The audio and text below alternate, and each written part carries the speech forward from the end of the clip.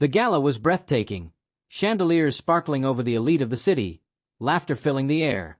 But beneath my polished smile, my heart pounded. I had suspected my husband for months, whispers of betrayal gnawing at me. As he approached, handing me a glittering envelope, I felt no fear, only cold anticipation. Everyone assumed it was a grand romantic gesture. But when I unfolded the papers, my eyes met divorce notices. Gasps erupted, champagne paused mid-air, and whispers raced across the room. Little did he know, the divorce was the bait, and I had already set the trap that would expose him completely. I held the envelope, my hands steady while my mind raced. Years of hidden manipulations, secret bank accounts, and clandestine meetings had prepared me for this moment.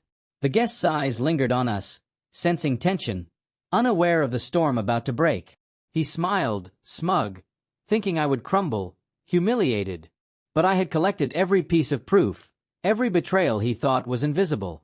The moment he believed he had won, I pressed a button on my phone. Screens flickered to life, revealing his darkest secrets. Hidden affairs, embezzlement, and deceit that would make even his closest allies recoil. The crowd gasped, a collective shiver sweeping through the hall. He tried to grab my phone, voice rising, but the room froze, everyone watching his unraveling. I calmly revealed emails, secret contracts, and audio recordings of him mocking investors, lying to friends, and plotting behind my back. He stumbled, panic replacing arrogance. I leaned close, whispering things only he could hear, each word a dagger of truth.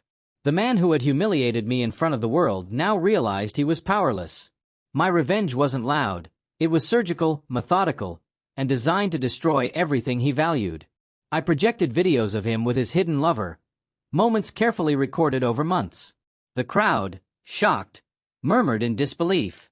Friends who once toasted our love now avoided his gaze. His empire, built on deceit, began to crumble in public view. I watched him falter, desperate to stop me, but every action he took played perfectly into the plan I had crafted. The betrayal that cut me deepest, the lies, the secrets, the manipulation, was now exposed for the entire world. His proud smirk faded as whispers of scandal and betrayal grew into a chorus of judgment. He lunged at the screen, trying to delete evidence, but I was faster. Security restrained him subtly, keeping the spectacle intact. I revealed hidden financial accounts, offshore dealings siphoning money from loyal investors. Gasps turned to shouts. The elite audience realized the man they admired was a fraud. I narrated each betrayal calmly, recounting every lie, every humiliation he had inflicted on me. His power, once untouchable, evaporated in minutes. And in that moment, I understood the intoxicating mix of relief and triumph. Years of betrayal and planning had led to the singular, perfect moment of revenge. Cameras clicked, capturing every second of his humiliation. I handed back the divorce papers, my eyes cold, unwavering. "Your empire is nothing without honesty," I said, letting silence emphasize the weight of my words. The crowd buzzed, some in shock, others admiring my composure.